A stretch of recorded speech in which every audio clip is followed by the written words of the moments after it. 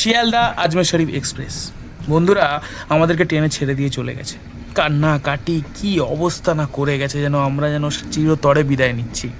যাই হোক, আমরা নিজেদেরকে সামলে রাতের ডিনারটা খুব ভালোভাবে সেরে কিছুটা হলেও ঘুমিয়ে আবার সেই দিনের দৃশ্য আপনাদের দেখাচ্ছি। দেখুন, রাজস্থানে যাচ্ছি আমরা, না মরুভূমি তো দেখতে অবশ্যই, তার সাথে সাথে মানুষকেও দেখতে, মানুষের জীবনযাপনকে পরিলক্ষিত করতে। আমার সাথে আছে প্রিয়া, আমার বান্ধবী, এবং কুমার। আর একজন রয়েছে আমাদের গ্রুপমেট, তাকে আমরা পরে দেখাবো বা তার সাথে পরিচয় পরে করাবো। যাই হোক, ট্রেন এগিয়ে চলেছে, আমাদের এক্সাইটমেন্টও বাড়ছে, আমাদের উৎসাহ বেড়ে চলেছে। আর তারপর ট্রেন তার গতি নিয়ে নিল, যেন এক ট্রেন নয়, যেন অশ্বমেধে ঘোড়া। দেখতে পাচ্ছেন তার আওয়াজ। এই যেতে যেতে যেতে যেতে আমাদের ট্রেন উত্তরপ্রদেশ ক্রস করলো এবং সামনে এলো সেই পুণ্যভূমি প্রয়াগরাজ।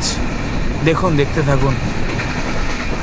এই ট্রেনে যাওয়ার সময় মনে হচ্ছিল যে প্রয়াগরাজে তো আমরা আসতে পারিনি, কিন্তু আমরা এই যে ট্রেনের থেকে একটা দৃশ্য দেখতে পাচ্ছি প্রয়াগরাজের সেই পুণ্যভূমির, প্রয়াগরাজের সেই নদীর স্থল, নদীর জল, প্রয়াগরাজের সেই বীচ।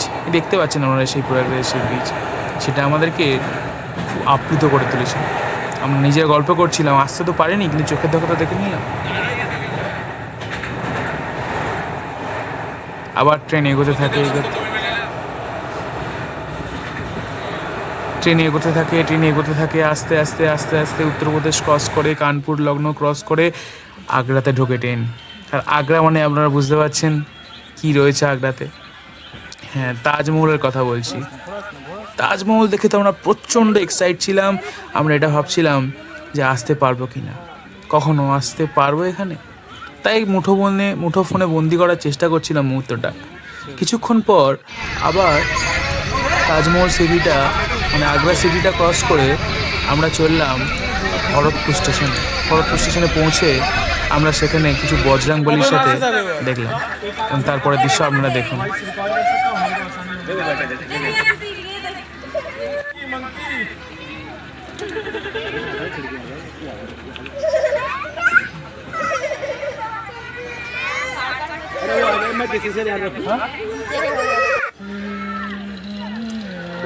আর আসার যে দিনগুলো, সেই দিনগুলোরও ভয়।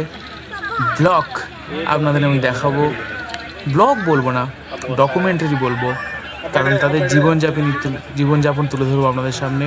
আর জিনিস